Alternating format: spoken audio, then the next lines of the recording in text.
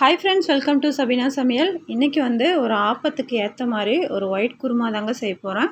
அதுக்கு தேவையான காய்கறி நம்ம என்னென்ன காய் வேணாலும் போட்டுக்கலாங்க. நான் உருளைக்கிழங்கு ஒரு குட்டி குட்டியாக கட் பண்ணி ஒரு பெரிய உருளைக்கிழங்கு எடுத்து வச்சுருக்கேன்.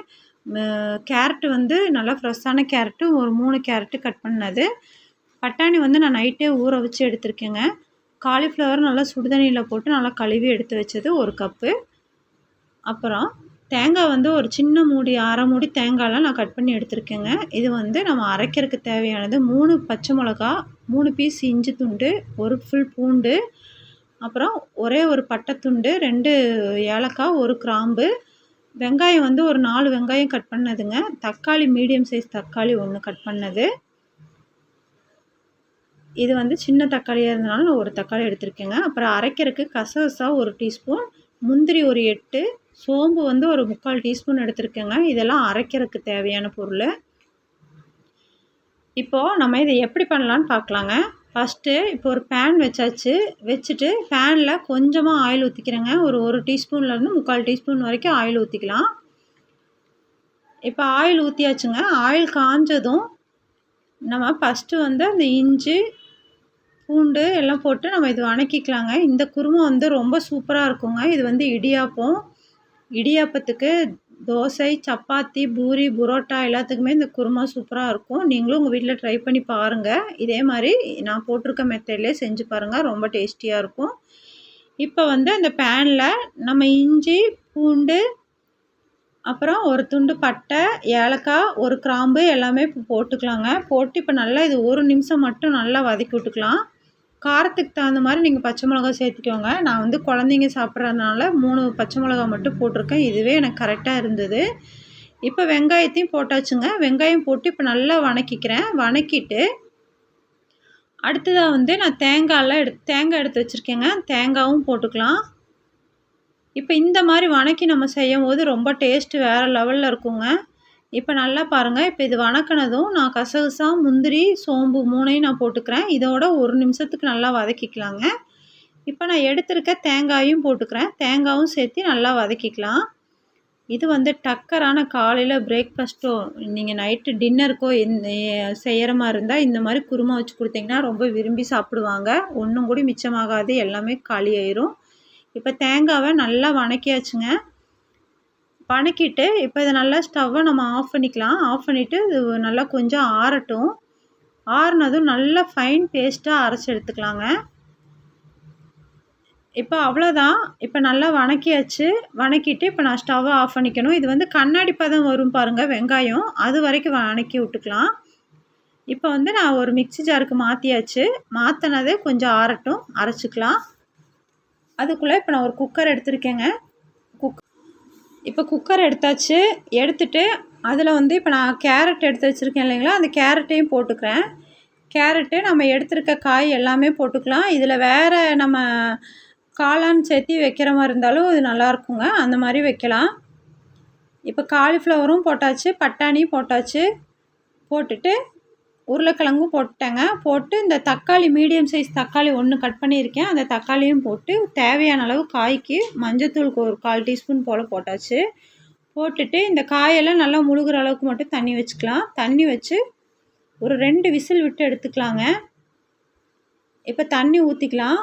ஊற்றிட்டு அது முழுகிற அளவுக்கு மட்டும் இருந்தால் போதும். அதிகமாக தண்ணி ஊற்ற வேண்டியதில்லை. நல்லா ஒரு இலக்கி விட்டுக்கலாங்க. மஞ்சள் பொடி எல்லாம் சேர்ந்து மிக்சிங் ஆகி வர்ற மாதிரி. இப்போ நான் குக்கர் மூடி போட்டேங்க. மூடி போட்டு ஒரு 2 விசில் விட்டு எடுத்துக்கலாம்.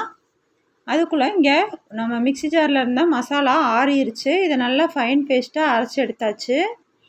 இது ஒரு பக்கம் இருக்கட்டும். அதுக்குள்ளே நம்ம காய் நல்லா வெந்து வந்துருச்சு பாருங்கள், 2 விசில் விட்ட உடனே. இப்போ இதை எடுத்து வேறு ஒரு பாத்திரத்துக்கு மாற்றிக்கிறேன். இப்போ வேறு ஒரு பாத்திரத்துக்கு மாற்றியாச்சு. இப்போது அந்த குக்கரை வச்சாச்சுங்க. குக்கர் வச்சு ஒரு 4 டீஸ்பூன் போல் ஆயில் விட்டுக்கிறேங்க. ஆயில் நம்ம உங்கள் தேவைக்கு தகுந்த மாதிரி நீங்கள் விட்டுக்கோங்க. இப்போ 4 ஸ்பூன் இப்போ ஆயில் விட்டுருக்கேன். இப்போது தாளிக்கிறதுக்கு ஒரு பிரிஞ்சி இலை, 2 கல்பாசி, அப்புறம் ஒரு துண்டு பட்டை, 2 ஏலக்காய், ஒரே ஒரு கிராம்பு இப்போ நான் போட்டிருக்கேன். போட்டுட்டு இது நல்லா பொரிஞ்சதும் இப்போ நான் அரைச்சி வச்சுருக்கேன் பார்த்திங்களா தேங்காய் அந்த பேஸ்ட்டு, அதை அப்படியே போட்டுக்கலாம். போட்டு ஒரு நிமிஷம் மட்டும் அந்த ஆயிலே சேர்த்து நல்லா வதக்கி விட்டுக்கணும். ரொம்ப நேரம்லாம் வதக்க வேண்டியது இல்லைங்க. ஒரு நிமிஷம் மட்டும் நல்லா அந்த எண்ணெயோடு சேர்த்து மிக்சிங் ஆகிற மாதிரி நல்லா வதக்கி விட்டுக்கணும். இப்போ நல்லா வதக்கியாச்சுங்க. வதக்கிட்டு இப்போ நான் எடுத்திருக்கேன் அந்த காய் எல்லாம் வேக வச்சு எடுத்திருக்கேன் இல்லைங்களா, அந்த காயை அப்படியே உள்ளே போட்டுக்கலாம். இப்போ போட்டு எல்லாம் சேர்ந்து ஒன்று சேர கலந்து விட்டுக்கலாம். அப்படியே நம்ம மிக்ஸ் பண்ணுற மாதிரி. தேவையான அளவு நீங்கள் கொஞ்சமாக தண்ணி, உங்களுக்கு குழம்பு எவ்வளோ தேவையோ அதுக்கு தகுந்த மாதிரி நீங்கள் தண்ணி ஊற்றி வச்சுக்கோங்க. இப்போ நான் குழம்புக்கு தேவையான தண்ணி ஊற்றியாச்சுங்க. இப்போ உப்பு வந்து நம்ம போட்டுக்கலாம். உப்பு எவ்வளோ வேணும் என்னங்கிறத நம்ம பார்த்துட்டு போட்டுக்கோங்க.